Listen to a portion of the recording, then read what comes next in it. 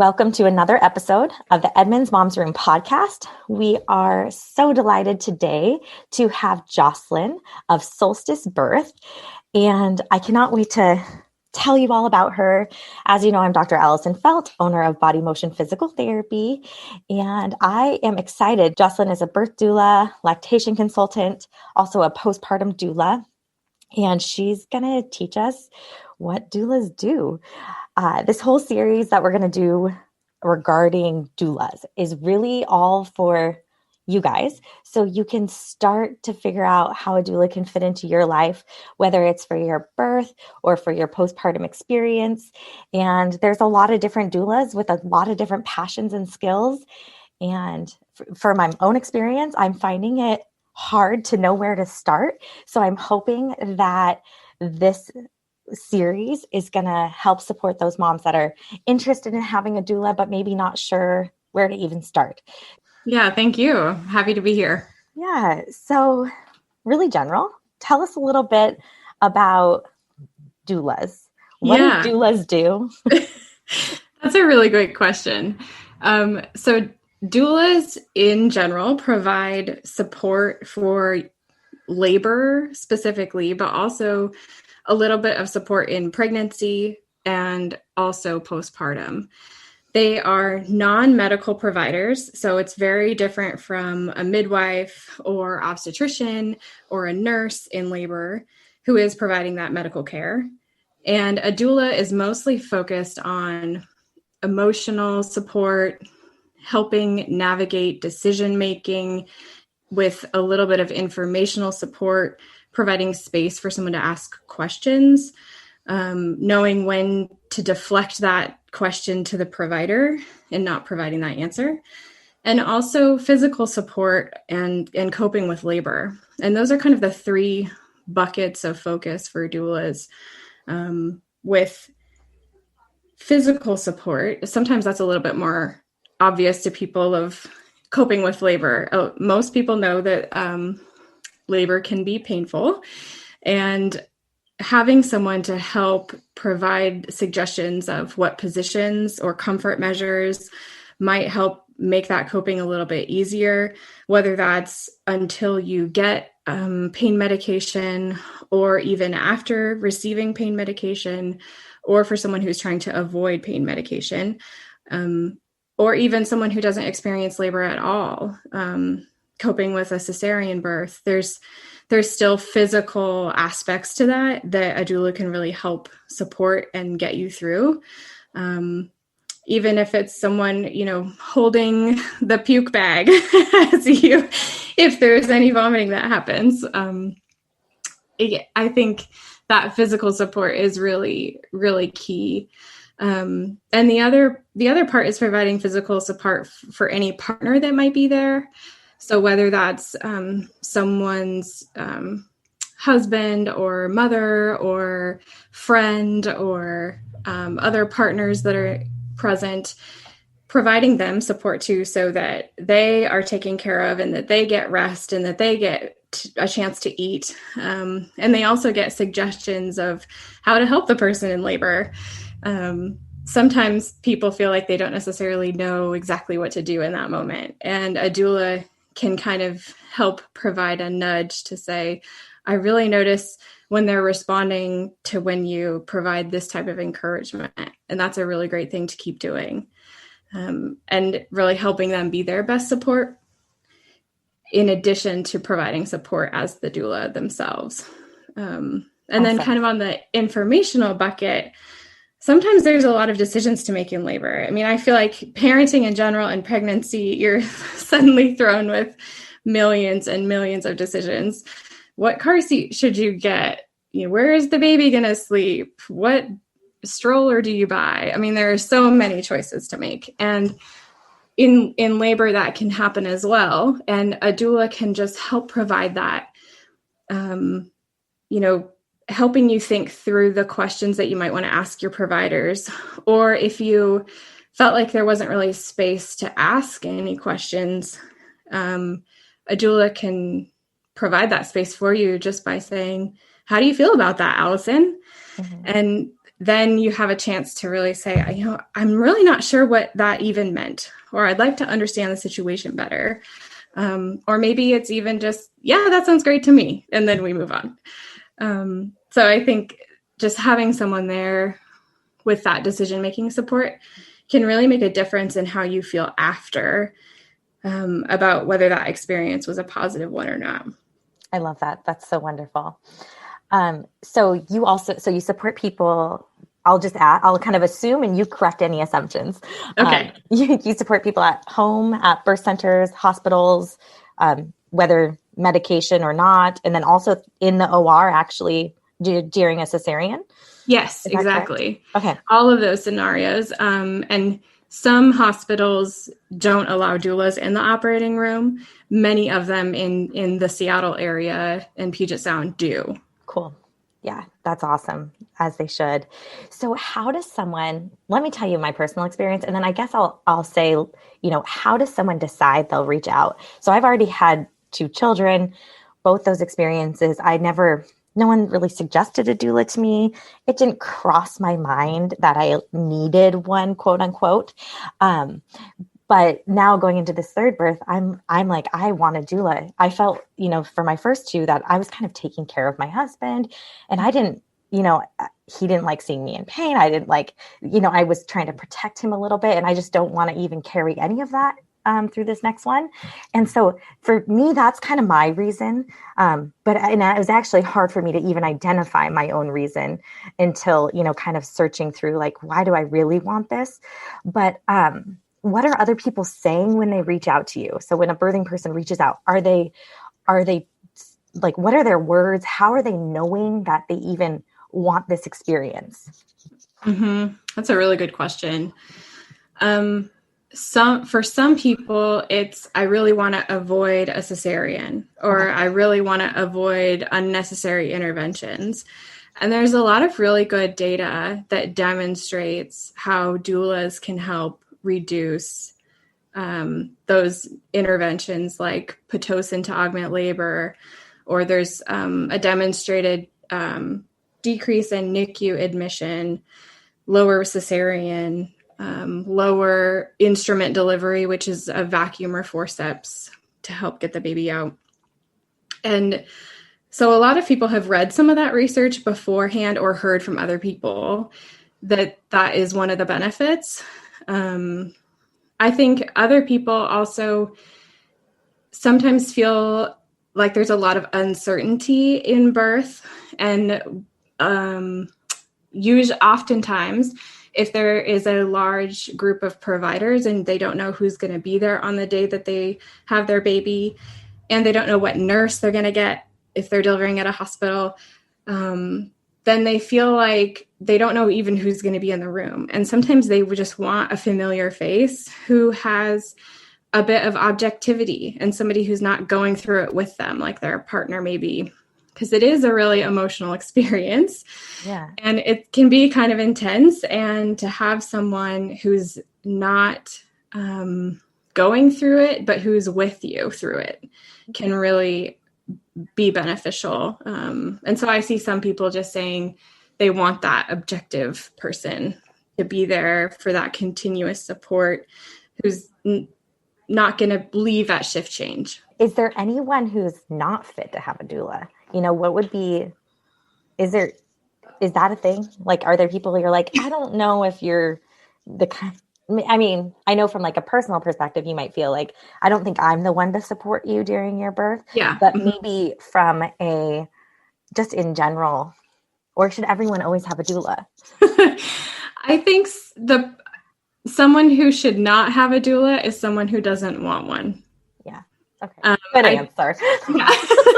I do think that it's not a fit for everybody. I don't think it's a blanket approach. And I think that some people feel really uncomfortable with the concept of somebody outside coming into their private experience who's not affiliated with their care providers. And that just doesn't feel like it's for them. And that is completely fine. I mean, just like I don't think there's really a blanket approach to what you want. And to me, really collaborative, informed consent involves taking into account what the person wants. Okay. I like that. That's great. Thank you for sharing that. Let's dive into your business. It's called Solstice Birth, which is an absolutely beautiful name. Tell us where the name came from. Yeah, it's actually kind of a funny story. So when I was pregnant with my first son, a friend of mine convinced me to do the naked bike parade for the summer solstice in Seattle. And I had always wanted to do it, but been really intimidated about being naked in front of thousands of people. And when I was pregnant, it suddenly felt like I had permission for imperfection in my body, and it was a really liberating, powerful experience, just in celebration of the changing of the seasons, which also felt like that was what was happening in my life. And in pregnancy, it was a changing of a season for me to go from being a single person to being a parent. And it felt really transformative and really just a big shift. And so that, to me, that name really represents that transition to parenting and that transition to a new season for someone. Oh, that is so beautiful. I love that. The permission for imperfection. That is so, so amazing and relevant for anyone going through a pregnancy, because it's hard to accept your body sometimes at different sizes or as you change. But I just love that. Yes. I love that acceptance. That's beautiful. Cool. Good story. And amazing. I one day hope to have the confidence to ride in the Solstice bike parade. I love that parade. Well, I convinced my sister to do it with me the next year, and she found it also to be a really liberating experience. It's so interesting how going into it, you feel really intimidated, and then you get there and everyone is really body positive and accepting and not at all judgmental. And I think to me, that's what was so powerful about it, is just they accept me. And so I can find it more easy to accept myself. Oh, lovely. Oh, that's cool. Thank you for sharing that. So tell us a little bit about the services you provide, all the different hats you wear. You want to start however you want. Yeah. I am a birth doula. Obviously, that's what we've been talking about. Yeah. I also am a certified childbirth educator through Lamaze International. And I am a IBCLC, which stands for International Board Certified Lactation Consultant. And so there's clinical breastfeeding support through that registration, and can be reimbursed through health insurance, that type of thing. Lovely. And then I'm also a postpartum doula and help parents sort of transition into new parenthood or multiple parenthood, if it's a multiple after you have your second, third baby. Bringing that additional person in sometimes needs an extra set of hands and extra support for that. And I've noticed, especially during COVID, a lot of people are in need of that additional support, because now what they had relied upon before is not easily accessible. Mm-hmm. I think that's all that I do. That's awesome. One more. I also teach a baby safety class, and I'm a CPR instructor. Oh, nice. I do that too. Very and cool. I used to do pregnancy and postpartum fitness, because my undergrad is actually in exercise physiology. But I stopped doing that a couple of years ago as my kind of interest and focus changed. Lovely. Very cool. That's a lot of hats to wear. And it's neat because it seems like you can support someone kind of through their entire journey, from the education when they're pregnant, to being their birth support, to being their lactation right after birth, or lactation support after birth, to being postpartum doula. So yeah. Do you mind, so we talked about the birth doula part of it. Do you mind telling us what a postpartum doula does and then why someone would seek that postpartum doula. I know you said family support and transitioning, but what does that actually mean, I guess? Yeah. So it's somewhat similar to the birth doula buckets of that informational, emotional, and physical support. So it could be a bit of education about newborn care or really basic breastfeeding information to help someone kind of get a better latch for someone who's breastfeeding, or help get the pump equipment all set up if they're pumping, or help teach them how to make a diaper change happen a little bit more quickly. As new parents, it's not uncommon for that to be a 15-minute experience, and working on dialing it down so that you can have 2 minutes changing a diaper and then 10 more minutes to sleep. I think also, helping someone set up good systems and good rhythms, and finding a way to optimize sleep or optimize that shifting, reading babies' cues, really just learning that early parenting pieces that a lot of people haven't been exposed to before. Even people who've had friends who've had other babies are rarely there in those early few weeks. And so having someone come in who really has a lot of knowledge about taking care of a baby can help teach a parent how to take care of a baby, and also how to help support that person to really be efficient and capable on their own. I think the ultimate goal of a postpartum doula is to work yourself out of a job. So some examples of some other tasks beyond education that a doula might do is hold the baby while the parent sleeps, or prepare a really light meal, or, switch the baby's laundry, get it going for the day. Because for a tiny little human, they sure go through a lot of clothing.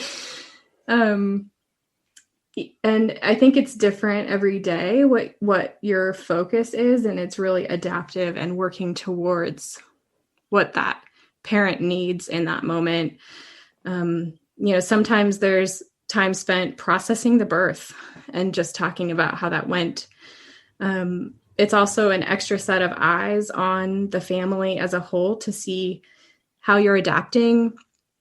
If there's any postpartum anxiety or depression or mood disorders, that's another person who can kind of have a big picture view and, say, I think it'd be great if you went and talked to somebody about that, to get some extra support, and also providing support again for the partner as they figure out their role and learn how they integrate into this family of 3 or 4 or 5 as well. Yeah. Interesting. Awesome. I could foresee this being really needed especially during a pandemic like we're in now.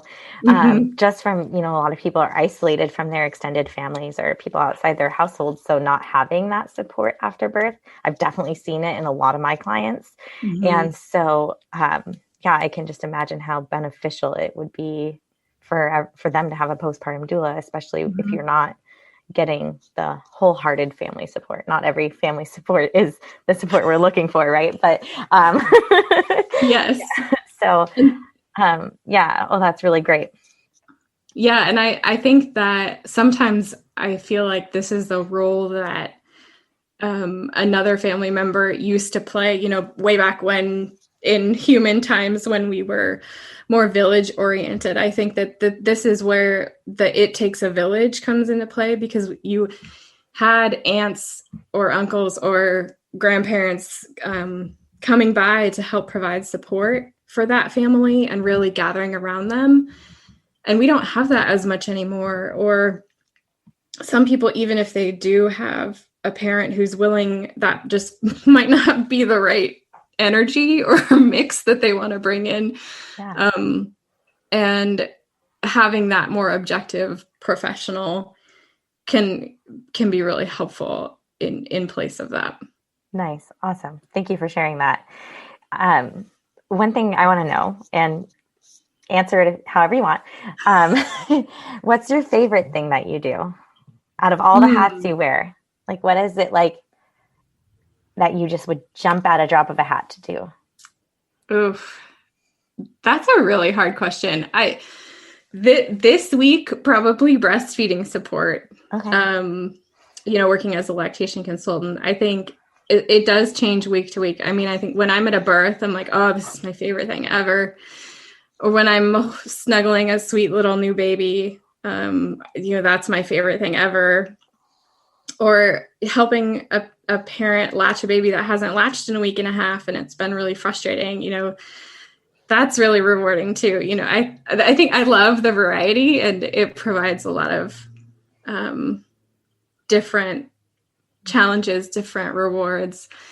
And I appreciate that about wearing all these hats. But I think right now as a lactation consultant, it's a lot more critical thinking and being able to have a little bit more influence being an actual healthcare provider versus being in more of a supportive guiding role. I sometimes appreciate just being able to be a little bit more direct. Oh, that's so great. It sounds like you're doing what you're meant to be doing. So that's really cool. Tell me anything that's you're working on or anything that you want people to know about where your business is going or something you're offering, like your childbirth class coming up or anything like that.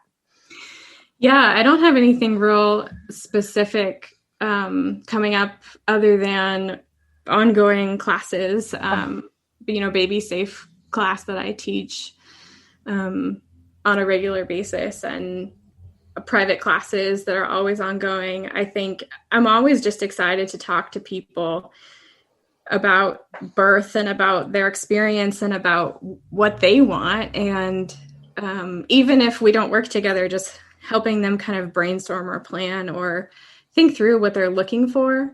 I really enjoy that piece of it as well. I don't have any like specific things I'm working on right now. Cool. I just plugging along, helping families. Yeah, that's fantastic. So do you teach ongoing courses? Is this monthly or? It's 6 times a year. So I have partnered with another childbirth educator and who offers a 7-week childbirth series, Sharon Muja. Oh, cool. Yeah. And she had her on. So. Yeah. Okay. Yeah. She's really amazing. So she teaches a 7-week series in addition to many, many other things. And then on the 8th week of that, I teach a baby safety and CPR class that's open to the public as well. So even if you don't take the 7-week series, you can still hop in for that. Oh, that's fantastic. Cool. She was on to talk about her VBAC courses and how she supports VBAC specifically. So lovely. That's so cool. It's so connected. Such a small world, right? Yeah.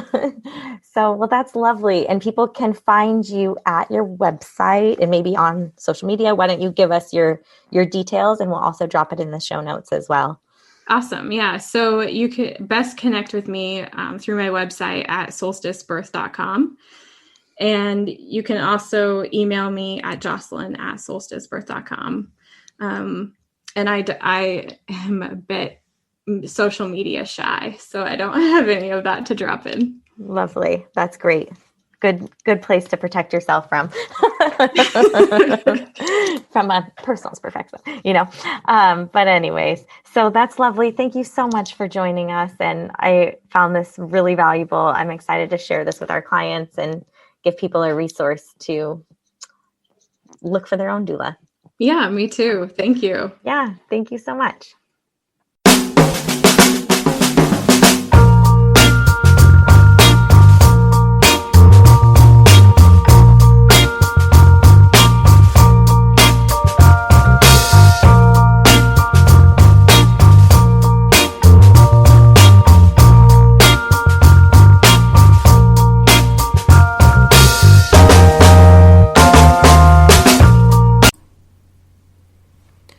The Edmonds Mom's Room podcast is brought to you by Body Motion Physical Therapy.